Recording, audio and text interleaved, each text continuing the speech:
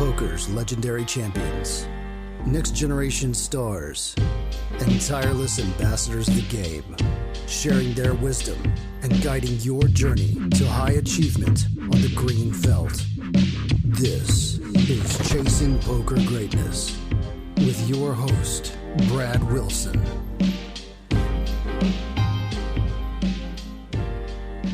Greetings and salutations, my friend. Welcome to another episode of the Chasing Poker Greatness podcast. This is your host, the founder of ChasingPokerGreatness.com, Coach Brad Wilson. And today's guest on CPG is Tom Wheaton, who's the founder of Faded Spade, the official playing card of the World Poker Tour, and also the founder of poker marketing and talent agency Above the Felt, where he's put together a top-shelf roster of poker players, including four-time WPT champion Darren Elias, the founder of SolveForWhy and longtime friend of CPG Matt Berkey, WSOP Champ Chris Moneymaker, and poker pro and WSOP commentator Jamie Kerstetter. This is Tom's second of what I believe to be many CPG appearances because the man is a hero to the entire poker community. You're about to hear just how passionate he is about growing and playing this card game we all love so much, and how he's consistently putting his money and time where his mouth is. Because not only does he run two poker businesses, somehow without neglecting his family, but in today's episode, he's about to let you in on another major project he's somehow carving out time for that has the potential to reverberate throughout the entire poker universe before it's all said and done. In today's episode with Tom Wheaton, he's also going to share stories from his greatest poker hits collection, explain to you how he's able to play 5K and 10K tournaments despite being underrolled. He's going to tell you about the moment he felt he was genuinely a part of the poker community, and much, much more. So now, without any further ado, I bring to you poker player, business builder, and champion of poker, the founder of Faded Spade and Above the Felt, the one and only Tom Wheaton.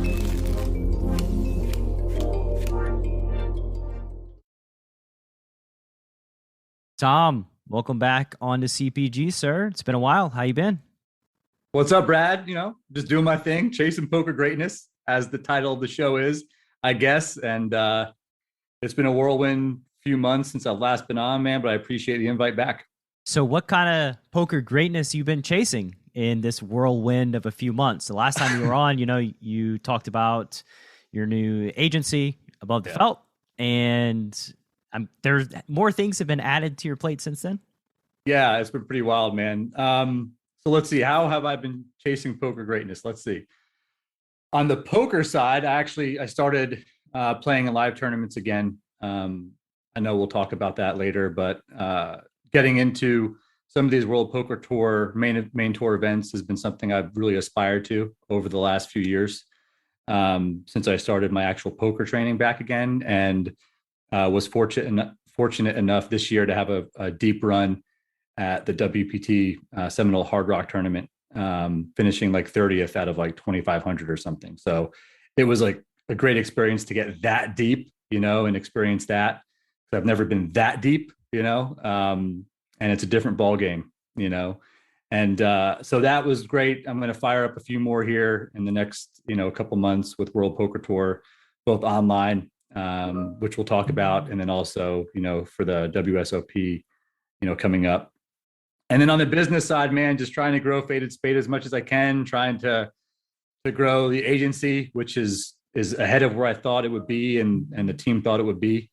I could have told you that, Tom. I could have told you that the demand is going to be much higher. I think as soon as you were describing the idea to me, I was like, this makes sense. And this is a giant need in the industry. It's, it's slow and steady, but it's like, it's past where I thought it would be after 6 months. And thanks for saying that, man. And through that work with the agency, a couple of really great things have happened. So one, for Darren Elias, who is part of Above the Felt from a talent perspective, we worked out a deal for him where he is becoming the brand ambassador of the Party Poker US network, which I know you asked me, what is that? And I know we'll get into that. And then while that was all going on, some of the relationships I built with the people during that process they've asked me to come be a poker marketing consultant for them over the next foreseeable future, and help them What does craft that mean? their Marketing But consultant.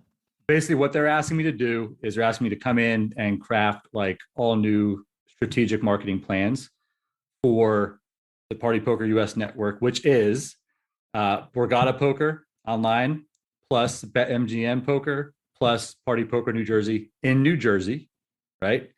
Then in Pennsylvania, you've got BetMGM Poker and Borgata Poker online in Pennsylvania. And then in Michigan, you've got BetMGM Poker.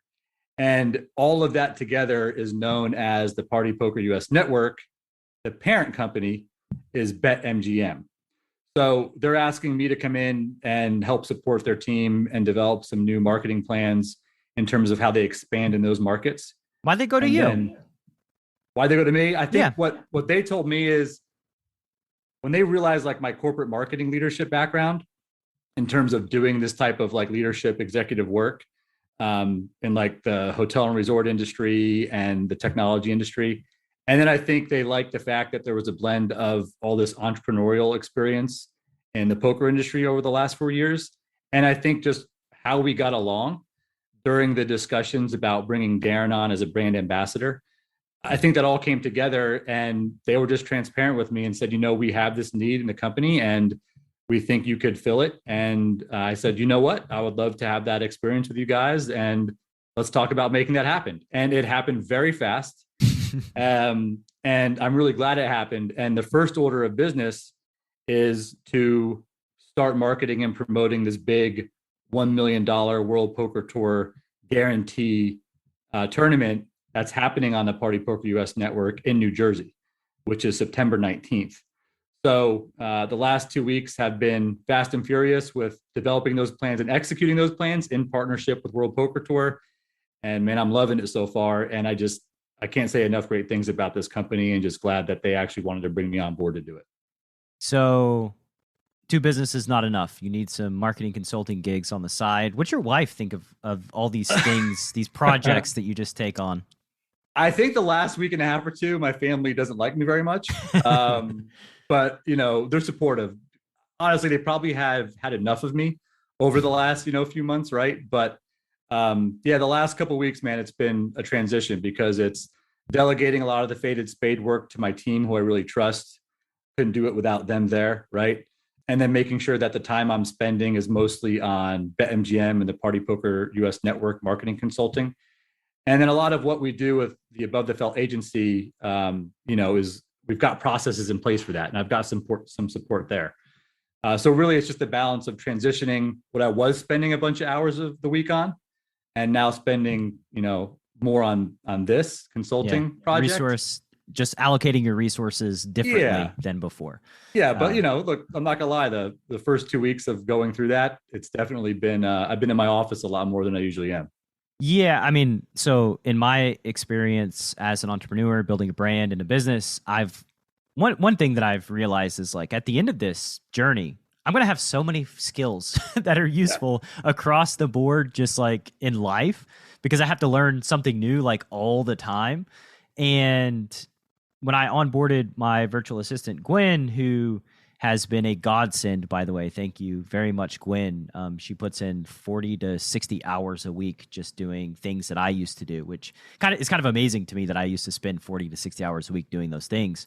But the onboarding process, like training people up, that's just like an extra burden, and you have to do all the other things in the beginning that you were doing before because you don't have the training. So for those first few weeks, it's kind of hell on earth, and then once it's offloaded, you push it away and then you free up. But it's really cool, seeing this transition in your journey of, launching Faded Spade, transitioning to the agency, and now getting more opportunities through networking and the agency. And I've said forever that like podcasting is like a networking superpower, right? It just connects you with people that you would never get connected with otherwise, or it's difficult or weird to get connected with people otherwise. So yeah, I'm sure the agency, which is just networking and communication, reaps lots of rewards beyond just building the business, right?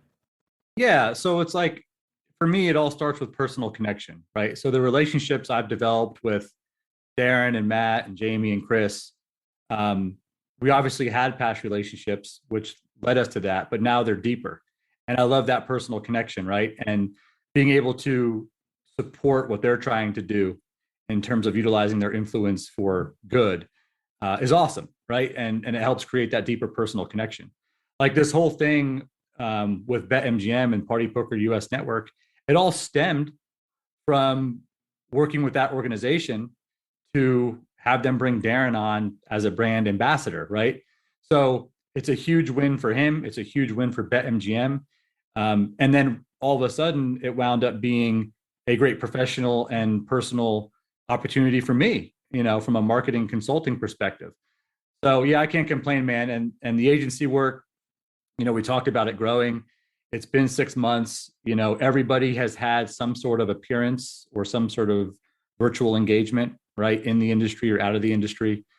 Berkey just wrapped up something in Las Vegas with Lexus, right? Like, really? Where did that come from, right? Yeah. So like Lexus was running had a big convention over at the Wynn, and part of that was to have like a poker tournament for a lot of their high performing business leaders.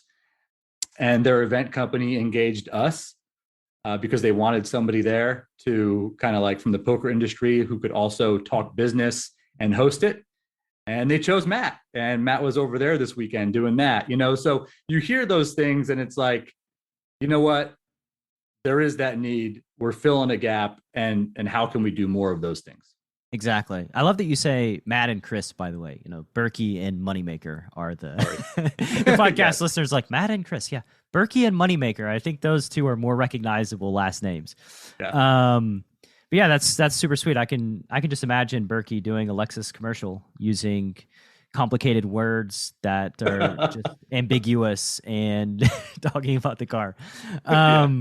Let's go back to you playing in these tournaments, right? For those of you in the audience, the listener who's unfamiliar with Tom's journey, you started playing poker, you loved poker, kind of fell out of it for a while, and then serendipitously got back into the poker world. And now you're playing these 10Ks. And I know that it's connected to Faded Spade and maybe even the WPT. You have a partnership with them. So tell me, like, how did getting to battle in these 10Ks come about? Yeah, this is cool, man. This will be like a little trip down memory lane of the last, 3 years, 4 years. Because as you know, you never take time to reflect on this stuff, right? Sure. So, when we talked the first time in the first podcast, we talked all about like the recreational stuff and, the underground games in Orlando and the 2-5 cash and growing in that and blah, blah, blah. Well, I had always wanted to get back into tournament poker, and I wanted to get back into it in a big way. So I made the decision like 4 years ago after I started Faded Spade that I'm going to study and I'm going to become a tournament player and not a cash game player, right? Is this like a marketing write-off, by the way, for Faded Spade? Is that how that works? Or it actually isn't. No, it actually isn't. Like I do it out of my personal account. Yeah. Oh, wow. I keep it pretty clean. Keep it pretty clean, man. I didn't know if that's. I'm not an accountant, so I don't know if that's a thing. I'm sure it could be. Maybe I do that through the agency. I don't know, but I keep it pretty clean. And I started playing, $400,000 or $500,000, buy-in tournaments just to get back into it, which, got me at least into like a more competitive nature. And by the way, you just said $4,000 to $5,000 to $1,000 buy-in tournaments. Yes. Because so it kind of strung together, and it was like $4,000 to $500,000 buy-in tournaments. That's I'm just going to play the millions. That's not an easy transition there. Yeah, no. So sorry, I'll slow down a little bit. $400 tournaments, $500 tournaments online and live, local. Maybe jumping into like $1,000 HPT, something like that, right? Just to shake the rust off, get back in the game, apply some of the things I was studying. And I did that for 3 or 4 months, and said, you know what, I'm gonna take a shot. So at the time, it was like Faded Spade was growing. I really wanted like the industry to know the guy that ran the company was actually a poker player, not just some suit. And I also selfishly really wanted to play in like a WPT main tour event, which I never had done to that point. So it's kind of a cool story. And I think folks who don't have the bankrolls for these types of events hopefully can relate to this, which I don't. I don't have the bankroll for 10Ks. I probably don't even have the bankroll for like 5Ks, right? But I'll play in them sometimes. So what I did was I put out a staking campaign on Ustake. And I sold 80% of my action to the World Poker Tour Bobby Baldwin Classic, as it was called at the time. So I had 20% of myself, right? $2,000. And it completed. Don't know how it completed, but like 32 backers, some people I knew, some random folks that were, fans of the brand. It completed. And I'm like, okay, here we go. Playing in the first ever 10K World Poker Tour main tour event. This is a goal. Like this is a vision that I have for myself as personally as a poker player. And I don't know what happened, Brad, but I played better than I've ever played before. I ran well in key spots. I actually held in a couple key hands that I remember. And I made a really deep run in this thing. And it wound up being one of the toughest fields of the year. It was held at the Aria. Sean McCormick, who obviously runs the poker room there, is like, of all the 10Ks you could have played in, why did you pick this one? It's nothing but a bunch of killers, right? And I kind of knew that, but I just wanted to take the risk. And it wasn't that big of a risk, when you're 80% staked through Ustake. Anyway, ran well, cashed, finished 19th, had a nice little payday for all of the backers, right, that supported the journey, and got to have that really great experience. And after that, Brad, it was funny because I would, talk to different poker rooms who would potentially become customers. And the first thing they would bring up for a month was, hey man, nice run in the WPT, event at the Aria. And it was just funny how that all kind of came together. Yeah, the news traveled through the grapevine. Tell me, for the podcast listener, by the way, Ustake, I'm not super familiar with it, but what does the process look like for setting up to potentially getting staked in one of these big tournaments? Yeah, it's pretty simple. So Ustake and StakeKings are both the same company now, right? Are owned by the same organization. Both, I would say, probably two of the more credible staking platforms out there. One is, I think Phil Hellmuth is involved with Ustake, and then you've got folks like Esfan Dayari and Jeff Gross and others involved with StakeKings. So basically, all I did was log onto their site, create an account, and it's so easy. You just pick what tournament you're playing in. You have a whole bunch of options in terms of how much you want to stake, what tournament it is, if you're going to do markup, right? And I didn't really do markup because I was just trying to do it for engagement. And within 5 minutes, you can have a staking campaign up where your friends, your family, your colleagues, if you have followers, can come get a piece of the action. So they basically have money on Ustake or StakeKings, and they buy pieces of you. And it's all handled automatically. How does the fund distribution go? How do you get the money to buy into this event? Well, they would transfer it to your account. It's pretty simple. So when I had the 80% staked, right, it's $8,000. Mm-hmm. That transferred to my personal account, and I utilized that to buy into the tournament plus my own funds. So you can buy in directly from Ustake to the tournament? No, I had to transfer it to my personal account and withdraw from my bank. Yeah. Okay. How do they prevent somebody selling pieces and then not playing tournaments? They have a whole quality assurance team to that. I don't know the answer because I don't work with them directly, but I know they have a quality assurance team for that. I have to, take a picture of the ticket, of the receipt, send it into them, so there's a whole process I have to follow to show them that I actually played in the tournament. Yeah, I assume. I'm always looking at the angle from as a poker player. I'm like, yeah. I've heard countless stories over the years of old poker pros who would sell 200% of themselves and bust out of tournaments and all kinds of, I guess if you could just imagine any shady thing that nets some money, somebody somewhere along the way has probably tried it. You know what I mean? Yeah, I think these companies, from what I know, do a very good job of like protecting people, so you don't have to deal with that. Yeah. Well, So it's good that there are people in the industry because they're going to see the holes, right? They're going to see the gaps and the possibilities and take, precautions to make sure that everything just kind of goes smoothly. yeah. So you made a deep run and you just continue playing these 10. How many 10Ks are you playing a year now? Well, it was 19 or 18. So there was like, and I won't say 10Ks. I'll just say like main tour events, right? So 19, I think I played 4 10Ks and maybe a couple 5Ks. Or I'm sorry, that was 18. 19 was around the same, and I probably added in a few like 3500s. But basically, I started out, I played a couple party poker lives, obviously played the WSOP main event, and then played like 3 or 4 World Poker Tour tournaments, right? And had that same kind of trajectory in 19 and then into 20 before obviously the pandemic. So now it's like getting right back, started again. But as luck would have it, like I always ran bad and didn't play my best in any WSOP tournament that I played in, right? Mm-hmm. Party poker millions, or not millions, but live was the same, right? Like, just like, how it is, tournament poker, just crazy shit happening. And you just have to just deal with it, right? But as luck would have it, most of the tournaments that I've run really deep in are the World Poker Tour tournaments, which not a planned thing, but it's like whether it's that structure or just timing or the player field, I don't know. I've run deep in like 4 or 5 of those.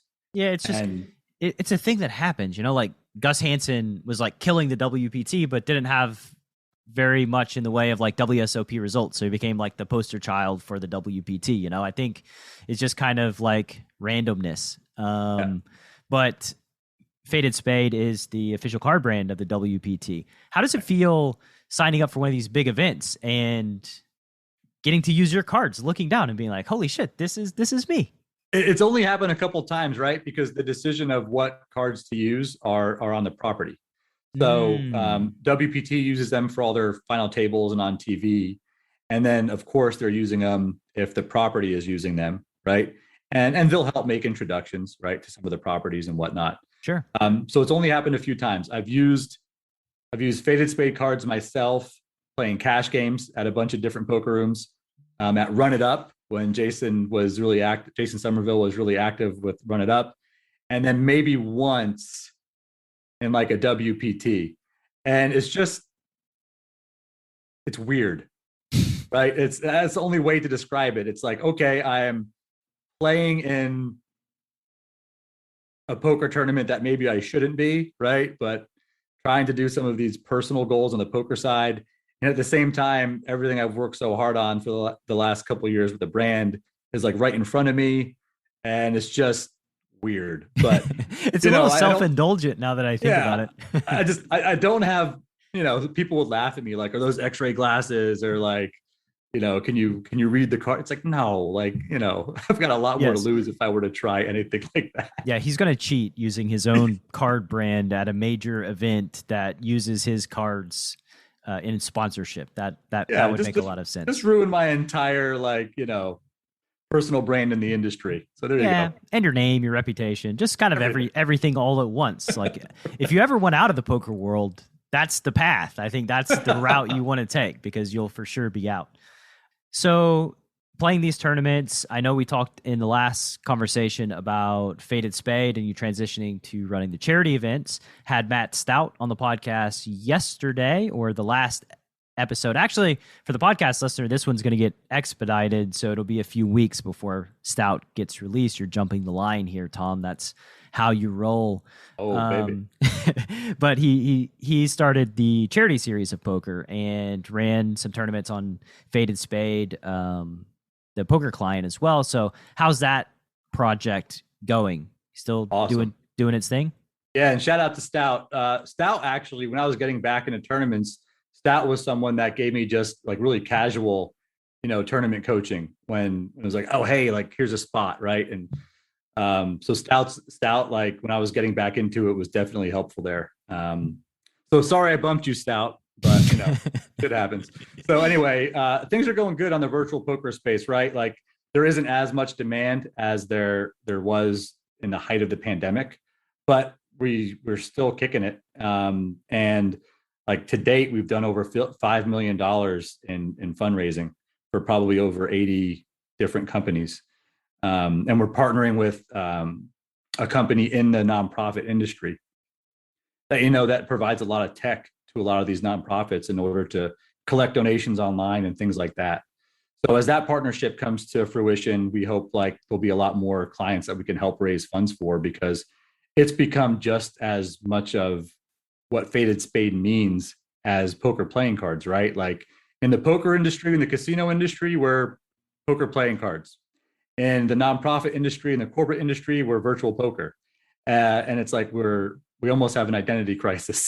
So. Well, it's a necessary identity crisis, because I think you're doing a good job of covering all bases, right? Like as live poker ramps back up, obviously Faded Spade card brand should start selling more decks of cards. So, it's good to just have redundancies in place for like, oh, if a catastrophic black swan event like a pandemic happens, cool, we had a solution. You made your way through. Yeah, and I just feel like we were so fortunate enough to make our way through where a lot of other companies weren't, right?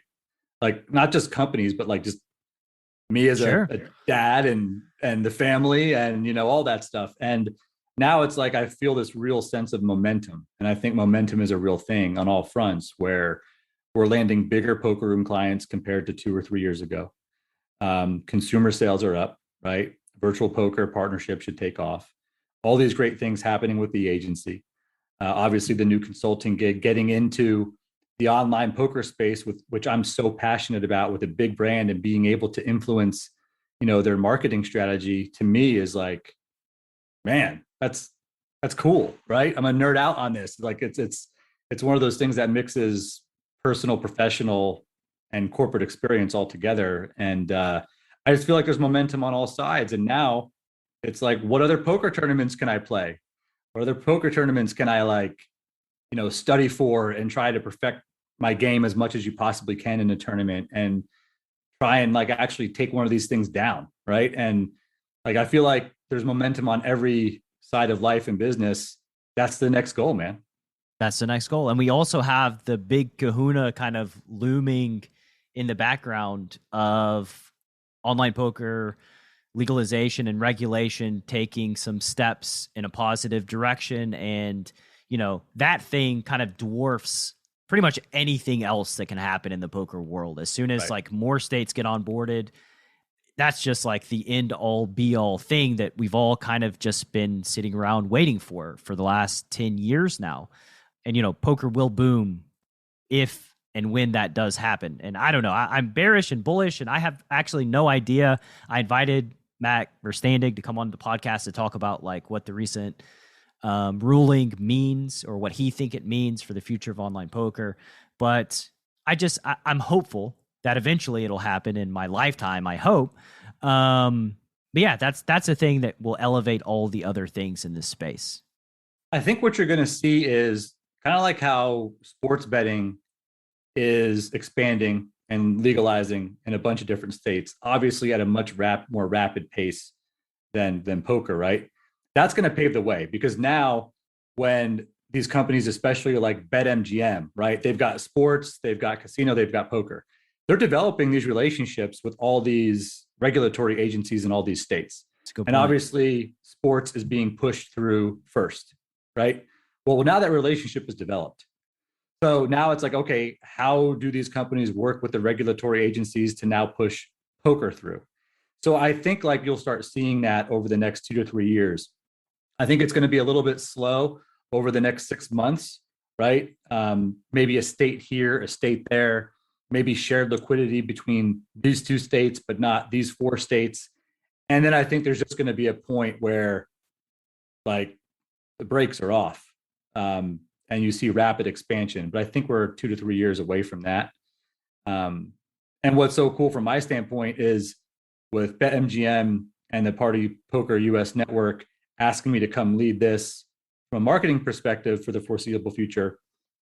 What can that mean when all that actually happens, right? What can that mean for the agency? What can that mean personally? I know who I'll be reaching out to for podcast sponsorship deals. Yeah. I know a guy. You know a guy. He's got all these freaking companies and his family hates him right now, but he'll find balance. He's rolling in the MGM Bet. Is it MGM Bet Online? Well, that's not it.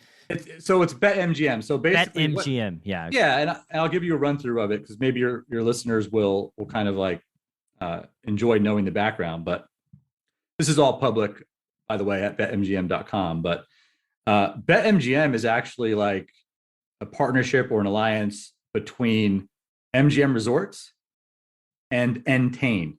Entain is the organization that owns the Party Poker brand, like Rest of World. So those two companies came together and formed BetMGM, right? Sports, casino, poker. BetMGM decided that within the US, they were going to call their poker product offering the Party Poker US network, right? Because it isn't the same as Rest of World. And then it's New Jersey, Pennsylvania, and Michigan right now. And there are different skins, right? So I don't know yet what the strategy was because it's like my 6th day on the job on the consulting gig, right? Yeah. But so in New Jersey, you've got those 3 skins like we talked about: Borgata Poker, BetMGM Poker, and New Jersey Party Poker. Anybody playing on any of those, like they're all playing the same games. Sure. Right. But that hasn't happened between borders yet. So it's not happening between Pennsylvania and New Jersey. Will it soon? Probably. Right. Maybe. And then obviously with Michigan, it's a little farther, away from those states, kind of more mid-central, Midwest versus like East Coast. But, how we market in Michigan and develop the product in Michigan might be different than how we do it in Pennsylvania and New Jersey. We don't really know yet. Yeah. So I think it's like everyone has their assumptions, and it's about throwing a lot of things out there to see what sticks and just finding your way. That's marketing. California is the big one too. I think like positive steps taken in California it's just so huge for this industry. Man, we get California and then we get Florida, and then somehow, some way, companies and regulatory agencies can work together to get shared liquidity between all those states combined. Like that's the boom you're talking about. That's who when it's like, doesn't we're want back. this? Like, where's a state of people that are like, no, we don't want this, right? And like, I'm not gonna like say I don't want to say anything bad about the sports betting companies, but how the heck is sports betting getting through before poker? Like, in what world does this make any sort of sense sequentially? Yeah. But yeah, they're Texas and California, they're like diametrically opposed in many different viewpoints and opinions. And they both want poker. Like everybody wants poker across the US. So like, what the hell are you politicians doing? Like, let's get this through. Right. And I don't know enough yet on that side of the business to even comment on it. Right. But I do know that a lot of things have to align. It's more than just a company saying, hey, we're going to connect liquidity for these 2 or 3 states. All of a sudden, here's what has to happen. Like, the division of gaming for Pennsylvania has to work with the division of gaming for New Jersey. And it's like, who's connecting them? The companies. But like those 2 agencies still have to want to work together. And then, you bring in a Michigan, or you bring in Nevada, or you bring in whatever. It's like, so I can see why it's taking the time it is. And honestly, I think it's more regulatory and, partnerships between those agencies than anything. Absolutely. I mean, that makes a lot of sense. It's hard to get different entities to communicate and effectively work together. And really, I'm just sure there's lots of bureaucracy involved in every single step of the way there. You survived pre-flop boot camp. You've shot the fish in a barrel. Now, prepare yourself for the feeding frenzy. A comprehensive strategy for gutting every fish in your player pool. Data-driven hero bluffs, light call downs, and perfect value bets that are maximally designed to hurt some feelings. Feeding Frenzy. Available now at chasingpokergreatness.com/feeding frenzy. Let's go to you, though. Let's go back to Tom Wheaton, the human being. It's story time. I want to hear a story that's on your greatest hits collection over the course of your poker journey. Ooh, what a question. My greatest hits collection. This is a tough one, man. Imagine you and I are on vacation together and we're just sitting around hanging out and you just tell a poker story. Honestly, I think obviously the first, WPT main tour 10K and that story would be the first thing I'd talk about, right? Because I still feel like I almost feel like a kid when I talk about that.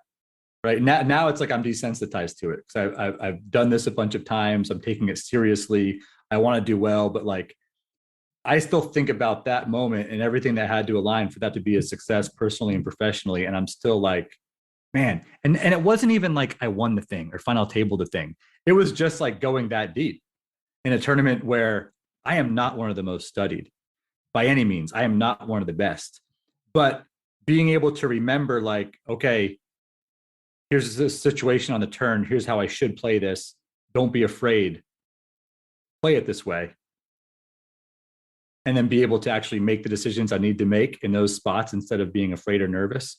Like that's what like makes me feel like a kid inside. Like, damn it, I was able to do that when I wasn't sure if I could. But I would say probably one of my favorite experiences was right before the pandemic at World Poker Tour Borgata. It was Winter Poker Open. And I had a couple cashes under my belt. I started feeling like I'm going to take this pretty seriously. And I got staked again to play. My whole family, was there. And it was one of those moments where it's like, you're walking around the poker room and people are like, hey, Tom, what's up? Good to see you playing one of these again, right? Probably because they knew I was dead money, But like, that was the first time where I felt like actually a part of the poker player community. Does that make sense? It does. Yeah. So I remember feeling like, wow, I'm part of this community, not just from like the business perspective, but from a player perspective. And my family was there. I'm from New Jersey, right? And it was like, I really, really, really wanted to go deep in this thing. Why does it feel so good to be like a part of the poker community to you? Because this is my biggest passion outside of family and friends and all the other stuff. Like it's a part of your identity. It's a part of my identity. So being able to have a community that also can relate to that being a part of your identity is something I haven't truly experienced before, but something I'm so passionate about. Like the last time I experienced that was like baseball, right? So it's like a sense of community. I don't know that it's like really important to me. Actually, it's not very important to me to be known. It's not very important to me for people to be like, oh yeah, that's Tom. I could care less about that stuff. What's important to me are like the relationships you build with people that have the same passions, like, and those really like genuine relationships, right? That's what's important to me. And that's what I felt, that trip. So it was less about the poker, but it was more about that feeling of community. And then, as luck would have it, ran really deep in that thing and built more relationships and had like another WPT success story. And that was just that feeling, that aura of, man, like I'm actually hanging with professional poker players and I'm doing this part-time from a tournament perspective. That's just an awesome feeling. Yeah, it's a feeling that I get. I don't play a lot of live poker these days, but like anytime I'm like just in the environment, I don't know what it is. It's like a calm comes over me. Like this is my space. Like I'm, as weird as it sounds, like I'm kind of like a predator in this world. And like, I just feel like this is what I'm meant to do. Sit down at this green felt, battle other people and engage in a battle of wits and do the best that I can. And I do think, this is something I've probably talked about before on CPG, but these are my people, like I've been a member of the poker community for the last 17 years, and coming at like interviews and conversations with guests like, Darren Elias and Berkey, all of these high name guys that play poker at a very high skill level. Like, I think one thing that kind of separates me a little bit from the other people in the space is that, first and foremost, poker is what I've dedicated my entire existence to as an adult. Mm-hmm. So I love the game. I understand it at a very high level, and I can talk poker with pretty much anybody in the world at a high level. And I think that like that matters in this space as it relates to respect and connection amongst your peers, because poker players are able to see through and notice when somebody does not understand the game and they're talking to them. And because I do the same thing, right? I'm able to see it from the other perspective. And yeah, it's nice opening up and having conversations with members of your own tribe, because really that's what you're talking about, right? Like, you became a member of the poker players tribe, and that's something that is meaningful. Yeah. And whether it's real or not, it's like a feeling. Like, I feel a part of it now. Like, I never really felt a part of it, from the business perspective, but now, like, putting myself in these situations and having success, it's like, hey, like, it's almost like a form of validation for me that I am good enough, that to play in these spots, that the studying I'm doing is paying off, that there's a talent and a skill here that, is real.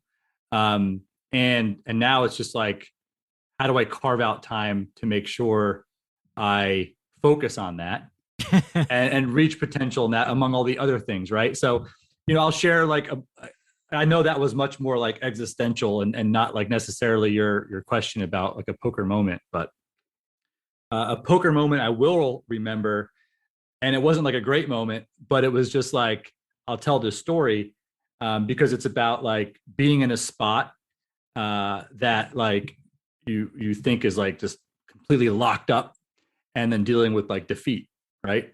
It was the 10K party poker live tournament at the Aria before the WSOP main event in 19, and really nervous, above my buy-in, had like 50-60% of it staked, and I'm just looking around again, and it's just all crushers, you know what I'm saying?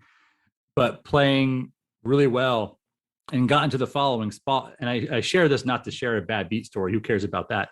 I share this because being able to take it and move on from it made me realize, like, yeah, I could do this, right? So it was a very simple spot. It was big blind, queen nine of spades, early raise, 3.5x, call middle position, and I call with queen nine of spades. And board comes down, it's three-way pot. We're all really deep stacked at the time. Board comes down, 7, 8, jack. No, I'm sorry. It was 8, 10, jack. 8, 10, jack. 2 spades. So obviously I flopped the nut straight with the flush draw. And I check. Guy bets big. Guy calls. And I'm like, okay, well, the nuts here. I'm like, just going to call, right? Like, maybe I put in a raise here to build a pot. What do I do? And the thought process of thinking through that was not something I ever used to do. I would just like automatically like just call or something like that. But my brain starts like actually working now. Like, what do you really do in this spot? Take your time, right? And so let me interject here, because what you said is pretty interesting, and it's how I think about. So I use the word fish as a label, right? I know people say recs or amateurs, but I think fish is more precise of a label than a rec, because I have friends who are recs who are probably better at poker than me. Just they're high-level executives that spend all their energy. But I think the best label beyond fish or rec or amateur is instinctual. Mm-hmm. And that's just how people react in a spot where they are unstudied. They just react on instinct. And I think the cool thing about being an instinctual player is that it happens to everybody when they enter a portion of the decision tree that they're unfamiliar with. So you can turn instinctual as a pro for 15 years when you hit a spot that's kind of like a question mark on the tree, and just kind of do like whatever your gut, your intuition kind of tells you to do. And obviously, I think gut and intuition's like a totally separate thing than instincts. But what you're saying there is like before, you would just instinctually make a decision, call or raise based on some sort of feeling. Mm-hmm. And now you're thinking about it more precisely because you're studied in this spot. And so anyway, I just wanted to add in that tangent before you go through your story. Yeah, thank you. And thank you for slowing me down too. And that's right. That's well said, where I am not eloquently saying that, but I've thought about it. I've thought about it a lot. Actually, yeah. And I'm just like, okay, so I'm in this spot, and I share this because this is a moment I would share among friends where I realized like I'm doing things right. Like I know trust me, I'm still doing a lot of fishy shit in tournaments and have a ton of leaks, right? But in this spot, I start thinking, okay, this guy's leading out into two people. He was the early position raiser. What's his range? I'm like, could be over pair. It's a pretty coordinated board. Did he smash a set? Like, and I'm thinking, what's this guy just calling with? Right? I've got the flush draw and the nut straight. Like, what's this guy calling with? Like, so queen, now ace queen. So I'm narrowing down his range, and I like never did this in tournaments before, right? So now I'm like, well, no, screw this. I'm going to try and like get as much value out of this hand as possible, right? So I put in a pretty hefty size raise. And some might say it's a call, but for me, I'm like, one of these guys has a made hand, and I want to get the money in.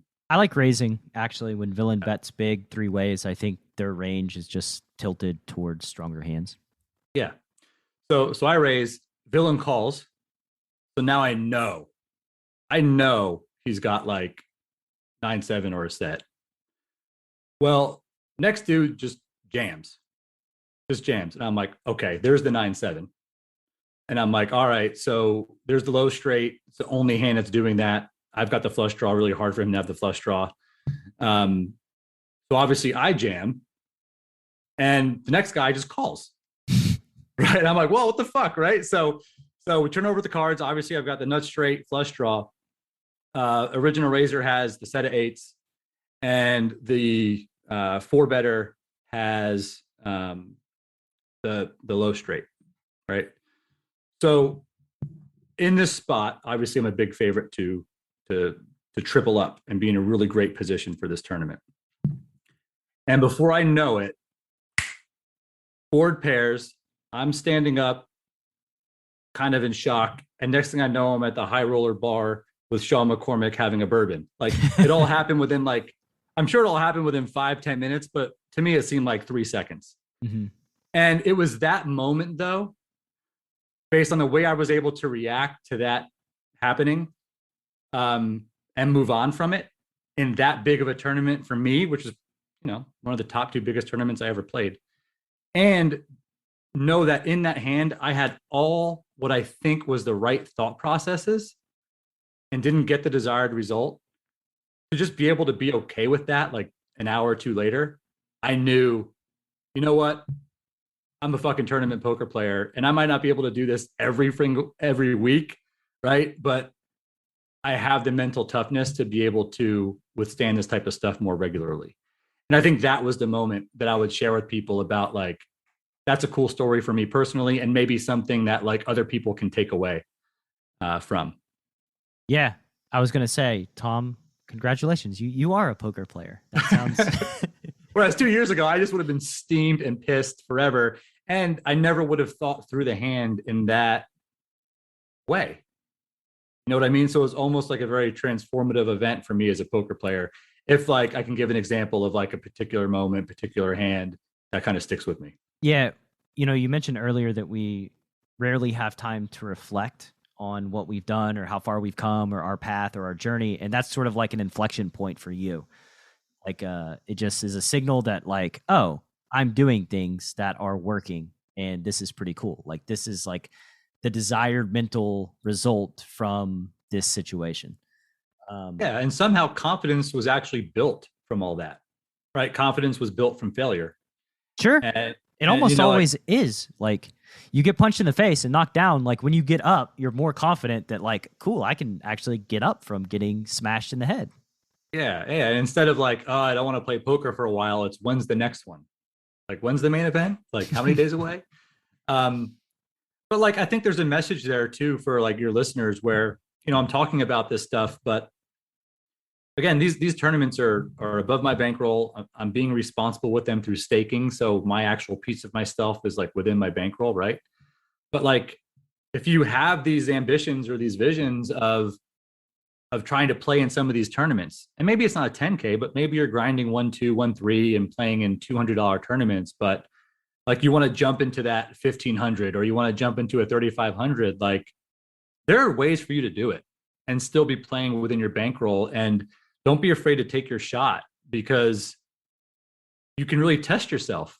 You can really test yourself among some of these fields that have, more skilled players than the lower buy-ins. And I would just say, like, don't be afraid to look at those options and find out how you can do it responsibly within your bankroll, and then just go for it. Because, what else is there except if you're a poker player and part of that community and have that passion, then to try those things and kind of see how you react within yourself. Yeah, it's something I've been thinking a lot about lately, is how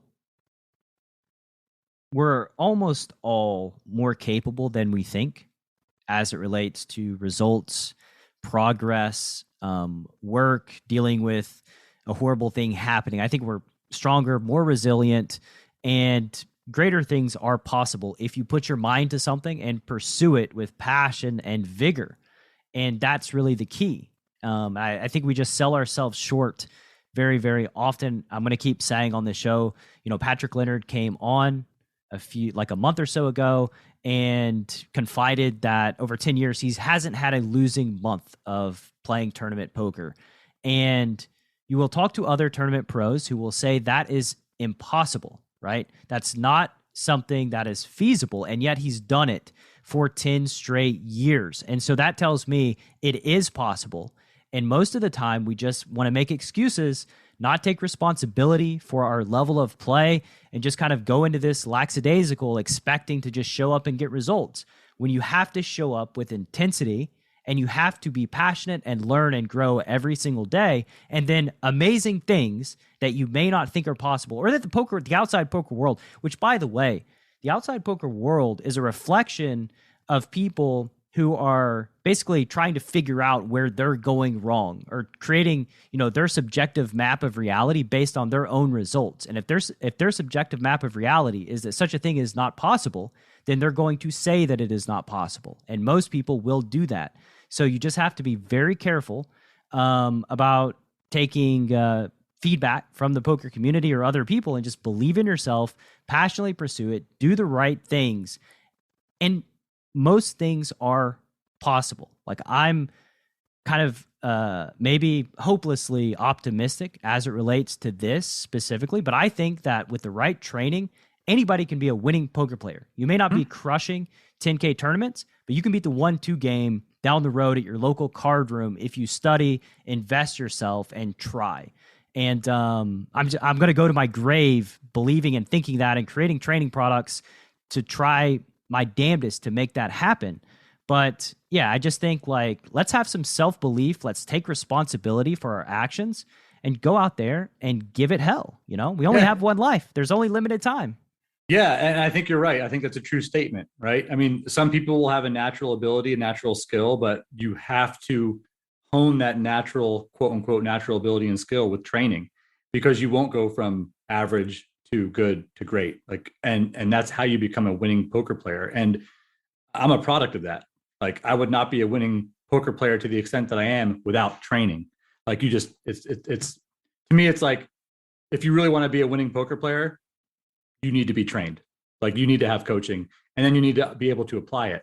And I like what you said about responsibility. I'll use the word accountability, right? I think so many people will blame the fact that they busted from a tournament, which obviously happens all the time through bad luck or et cetera. Or if they have a bad cash session, they're always chalking it up to bad luck, bad luck, bad luck. But it's like, you got to look within yourself and ask yourself, what did I do, or what could I have done differently to had a different result? Even if the result might not have been different, there are certain things you could have done during that session or during that tournament that were mistakes. Sure. And you've got to recognize them and learn from them. And I don't think that many people truly take that self accountability to do it. And I'll give you an example. So I was just down at the Hard Rock a few weeks ago, visiting family in South Florida. Jumped in like a 3,500 tournament, or was it a 5K? It was a 3,500 or a 5K.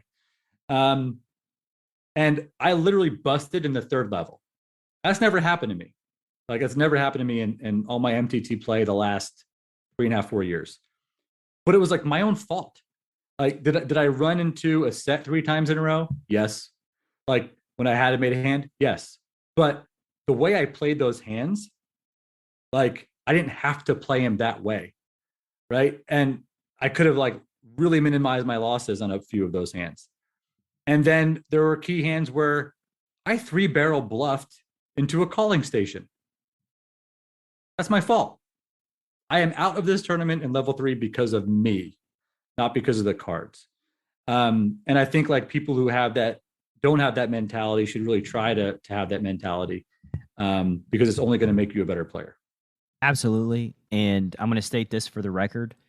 Nobody that I've ever coached or has been a member of my community or that I have interacted with that blames all of their failures on, aces getting cracked, kings getting cracked, losing with a set, complaining about all the badness that goes on in their poker experience. Not one of them have been winning players. And right.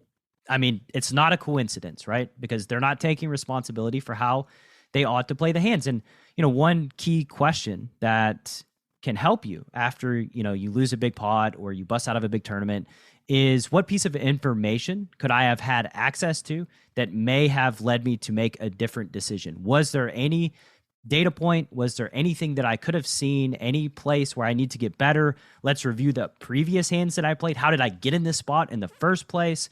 And, it's a lot of self-reflection, and it's a lot of humility, and a lot of asking hard questions. And yeah, it's tedious, it's tough, but that's the path. You don't get to ascend and grab poker greatness by being lazy and not doing the tedious, monotonous work. Yeah, and like now, like that was the last time I played an MTT, right? And it was just like, I remember being so upset with myself. But at the same time, it's like, next week I'm flying to New Jersey. I am going to play in the WPT Online Borgata Poker Open, powered by the Party Poker US Network, right? It is a main tour event. It's 3,500, 1 million guarantee, right? This is part marketing and also part like, this is real.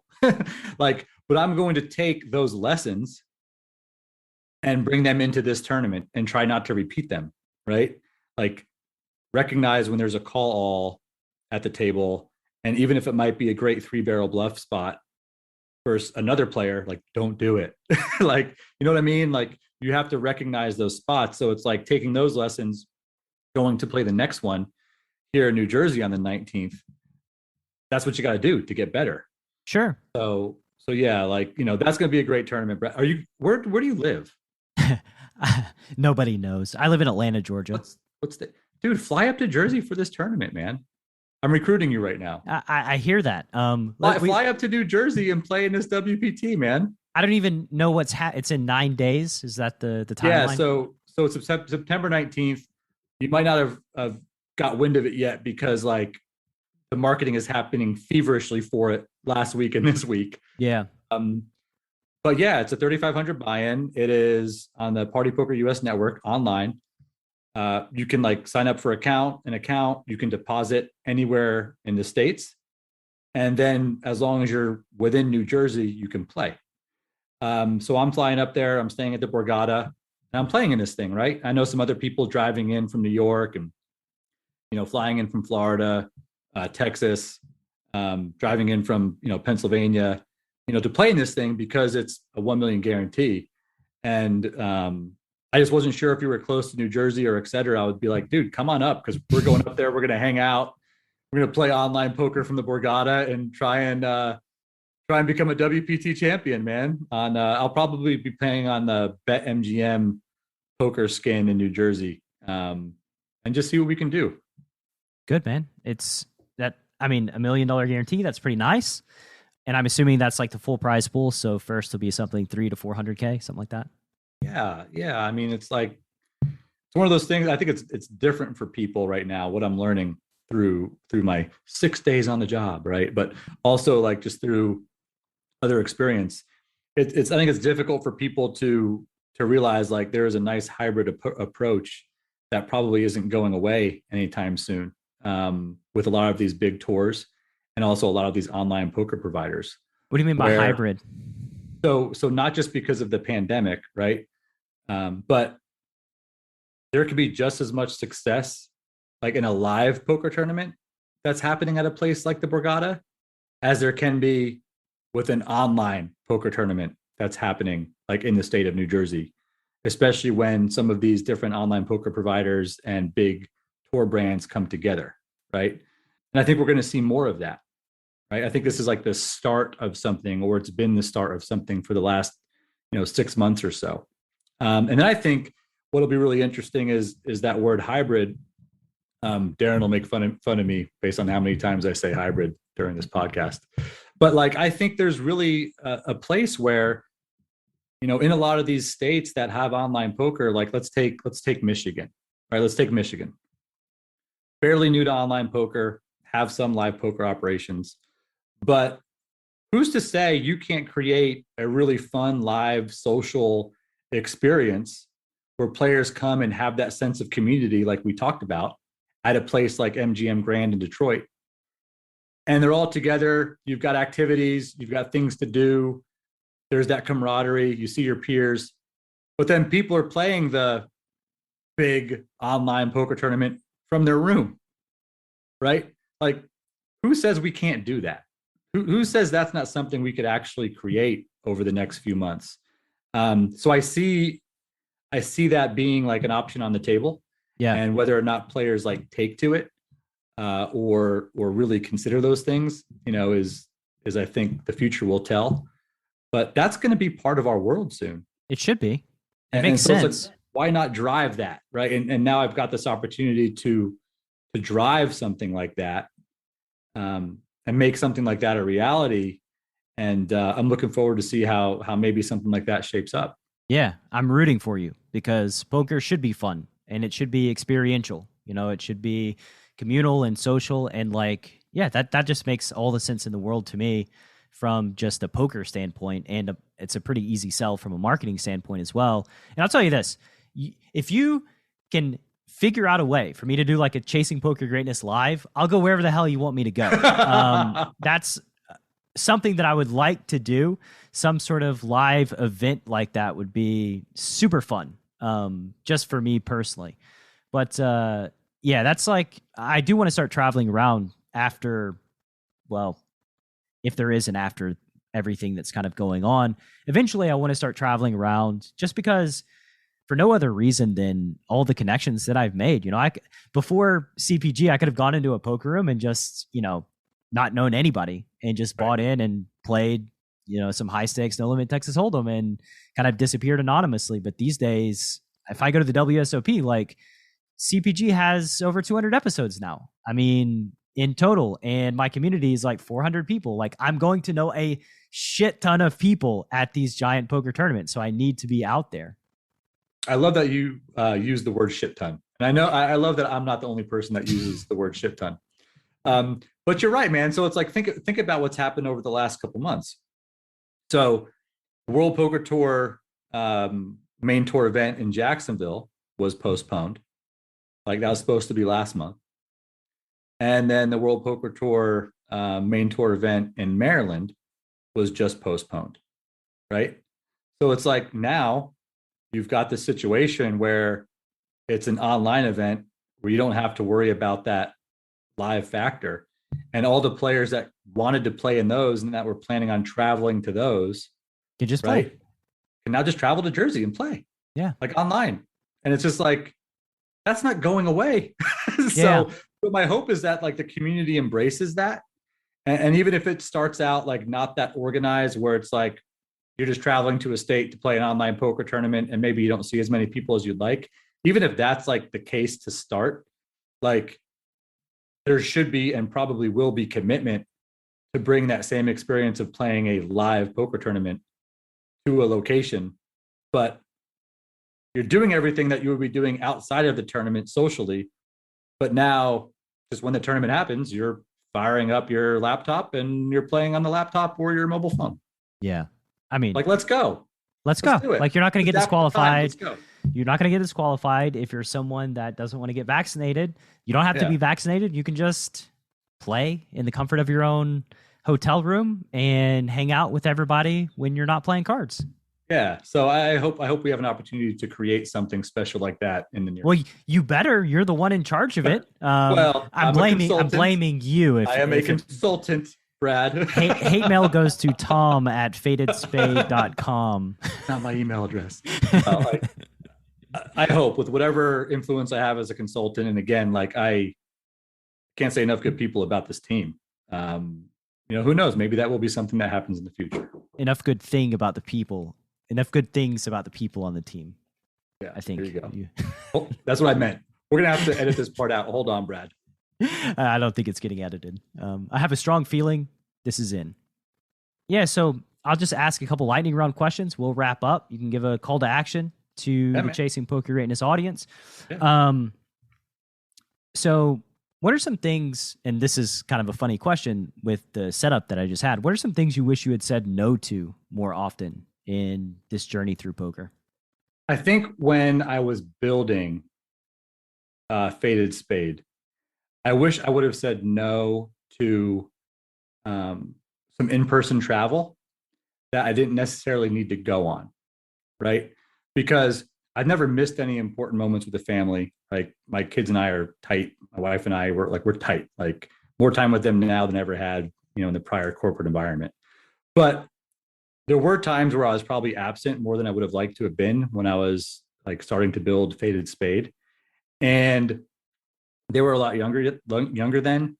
And there were things that I went to go do, like, and travel to go to, that I thought were like really, really important, but turned out just were not. And that's part of the learning process.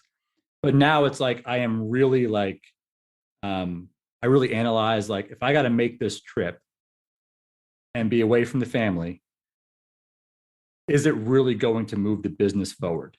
Or like, or am I really doing this for Tom? Does that make sense? So it's like, I think there were times 4 years ago during this business journey and poker journey where I was probably doing half of my travel for the business and half of my travel like for Tom. And I wish I would have kind of like scaled back on the for Tom stuff like I am now, where now it's like, if I travel and I'm away, it's because like, this is something that's going to move the business forward. Yeah. And I mean, that's just kind of like a good focusing question in general, whenever you're doing what, like, is this moving the needle for the thing that I want to do? And if it's not, you can probably trim it, right? What are some things that you wish you had said yes to more often? I think I wish I would have said yes to more partnership opportunities during the first 2 years of the business. I really didn't get into that until like the third year. So, and maybe this is wrong, like, but I put all of my effort into like the WPT relationship as I should have, right? But there were so many other people that were hitting me up at that time that were like new entrepreneurs, like I was wanting to connect, that were like asking like, hey, could we work together on this? Could we work together on that? And I was so laser focused, almost tunnel visioned on like the 1 or 2 big things I had going on, that I really didn't focus on any of those other like kind of ad hoc things that were going on. Yeah. And I didn't really start doing that until like maybe the third year. And when I really started doing that, like, that's when I started like really like, I don't know how you say this. That's where I started feel like more connected, closer to the actual like entrepreneurial part of our community. Does that make sense? Like, and I wish I would have started doing that sooner, so I could have felt more connected to the entrepreneurial part of our journey. What's a relationship that's been facilitated after that third year of you connecting with entrepreneurs in the space? I really think like relationships with like George at BBO Poker Tables is great. I really like what he's done with that business. I think there's a lot of cool play there between tables and cards. Obviously doing things like this, Brad, like getting to know you and what you're doing from a training perspective in the podcast, right? Like, I would say even relationships with like you Steak and Steak Kings, like, Berkey, SolveForWhy.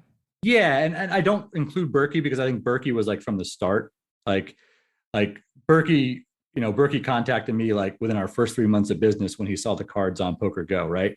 So I know we talked about that last episode, but I almost consider that like from the start. Or even like certain vloggers or certain live streamers reaching out who were like, hey, I'd love to put the Faded Spade logo on my live stream, or I'd love to have a discount code for the cards. Like, I'm focused a little bit more on that stuff now because like, not only do I want to spread the brand, but I want to support a lot of the entrepreneurs and up and comers who are in the same place I was 4 years. And I by no means am a big business, but it's like, I see that hustle. And now that Faded Spade has some kind of presence or above the felt, like I want to make my time and my availability and how I can like work with some of those more like real, just entrepreneurial people, like more readily available. So I wish I would have said yes to more of those, back in the first like year and a half or two. I mean, to be fair, it's hard to kind of separate the wheat from the chaff in this space. I know that like we were talking in our pre-interview conversation about the podcast and sponsorship and that sort of thing. And I was just saying that like, I had to build training to monetize the podcast. Like that was what I had to do because I was not getting any support from like anywhere else. And so at some point I just realized, take responsibility. Like I talked about before, I am responsible for whether or not this thing fails, and become, get tunnel vision, learn the necessary skills, marketing, selling, content creation, course creation, all of these necessary things to build a business. And had I not done that, there would be no Chasing Poker Greatness right now. You and I would not be talking because I would have told my wife, fuck this gig. I'm not going to make $20,000 a year. I'm just going to go back to grinding every day. Right. So yeah. And I think that in this space too, the streamers, the content creators, the other podcasters, who maybe haven't created the business model behind what they're doing, they struggle and they have almost minimal support in the poker world. And yet they're the people who are kind of the lifeblood of the industry, bringing in new people into this space. And it's like, I guess that it's both good and bad that in some ways there's kind of lack of vision from the powers that be in the poker world that don't foster those relationships. But it's also like whenever you have success like you have, you do get to work with those people, construct mutually beneficial relationships that just make sense from an incentive standpoint. And just poker's better, healthier over the long term because of the folks that, and of course I'm biased because I am a podcaster and a content creator, but I do think that we make the poker world a healthier space. Oh, 100%. It's one of the most entrepreneurial communities and industries that I've been a part of. Right. And I think that's just the nature of who we are as players. And, being a poker player in and of itself is very entrepreneurial. So it doesn't surprise me that a lot of successful poker players strive to be entrepreneurs or are successful entrepreneurs. Absolutely. And we have like poker players have an innate high sense of empathy, just like in general. The people that I've met love human beings. We understand human beings probably because poker is a game of people. And so we have to like get in people's head all the time. That's sort of the process. So yeah, they're very helpful, loving. I mean, like you said, Berkey reached out to you straight away. Berkey was guest number 1 on CPG, right? Like he's one of those guys that he will do anything for the people that he likes. And, that makes him a treasure to me and also makes it to where I would do anything for him as well. Yeah. And the community. And I think there's a good message there into what you were saying. Like, you have to be comfortable being uncomfortable because as an entrepreneur and as a poker player, like you're going to be uncomfortable a lot. Like you're going to be a lot more uncomfortable than you are comfortable a lot. And like, I'll give you an example. Like when I was really, really deep in the WPT Hard Rock Seminole Poker Open, and it was like, top 1%, 2% that were left, I was so freaking uncomfortable because I had never been in that spot before, like so uncomfortable. And you almost had to force yourself to like be comfortable in that spot, right? And then like on a funny story, an entrepreneurial, like Darren Elias and I, sorry, I'll use last names, we're in National Harbor, right? And we were talking to National Harbor about working with Darren and Above the Felt and all this stuff. And, Faded Spade, and Darren came in, and we're in this big business meeting lunch talking about all this business stuff. And afterwards, like, Darren won't mind me sharing this. Darren was like, dude, I was uncomfortable in there. I cannot do what you were doing. I cannot do what you were doing in that meeting. And I looked at Darren and I'm like, that's how I feel when I'm on day 3 of a tournament. Mm-hmm. Whereas him, he's like got all the confidence in the world and he's comfortable in that spot.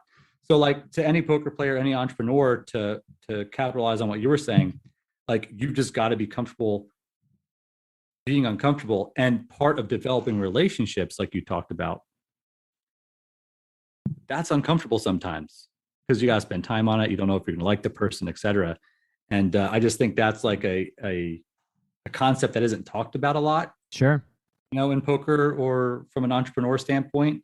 And the more I talk about it, the more I feel like I'm going to add that into some kind of public speaking engagement that we do. There you go. I'll get off my soapbox. Sorry, Brad. No. Getting comfortable in the uncomfortable. I think it's a good thread for this episode. And also, memories are created through uncomfortable situations. And I think that those are oftentimes our most cherished memories, are when we're in high stress environment where the outcome is uncertain and we just don't really know what to do. And it's just your pulse is racing. I think that living for those types of moments is not the worst way to be as a human being. And yeah, like, Darren is an instinctual business person, right? Like, he hasn't ever been at these meetings, but if he was in 30 of them, he would calm down and I'm sure he would do way better. It's part of the learning curve.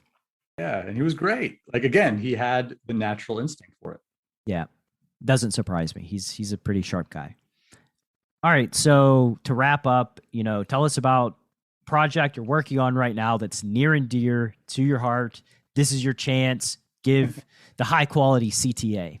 I got to go with the consulting work that I'm doing for BetMGM and the Party Poker US Network, man. This will come out probably with, a few days before the big WPT online Borgata Poker Open happening on the Party Poker US Network in New Jersey. And it's a $3,500 main tour WPT event, right? So Player of the Year points will be awarded. Someone's going to put their name on the Mike Sexton Champions Cup. And I just think this is a very unique situation among all these live tournaments that have been postponed to easily get to Jersey if you don't live in New Jersey. Or if you live in New Jersey, this is probably one of the best value main tour poker tournaments that you're going to be able to play probably for the rest of the year on the Eastern Coast, right? Like, that's not marketing speak. It's just probably true. So I hope people, since marketing has started happening feverishly over the last 5, 6, 7 days, are aware of it. And I hope they actually get to New Jersey if they're not from New Jersey to play in this thing and sign up for the first time on the Party Poker US Network and try and put their name on the Mike Sexton Champions Cup, man, with the WPT. And where the heck do they go to sign up? So they can literally follow the Party Poker US Network Twitter account. It's at Party Poker US. There are going to be direct links and URLs to go sign up for an account on any one of the skins we talked about, BetMGM Poker, Borgata Poker, or Party Poker New Jersey, right? And all you got to do is go to one of those direct links. You're going to see information for the WPT 1 million guarantee tournament. If you're not in Jersey, you can create an account right there. You can deposit via PayPal, right? Very easily. And then just make sure you're in Jersey when the tournament starts and you're playing. Awesome. And I don't know if there's like any sort of affiliate thing, but I'll hop on the affiliate train if that's a thing for these skins and add a click through on your show page when this episode comes out as well. Let's do it, man. Let's get the word out to the whole CPG community, man. And then, we'll talk affiliate. We'll talk, I'm kind of dealing with marketing right now. You're like the guy, so I think. You're the guy to talk to. Yeah. Well, man, it's been great having you on. I'm always appreciative and grateful for your time and energy. Can't wait to meet up in the real world. It's inevitable that it happens, over the next 12 to 18 months or whenever. But thank you very much for your time and your energy, man. And we'll look forward to having you back on the show. Thank you, Brad. Keep up the awesome work with CPG and all the training business. Thanks for listening to Chasing Poker Greatness. You can subscribe on Apple Podcasts or on your favorite podcast app. Go to chasingpokergreatness.com to get the newsletter. Join the Greatness Village community, book a coaching session, or dive into the latest data-driven poker courses. Follow the show on Twitter @CPG Podcast.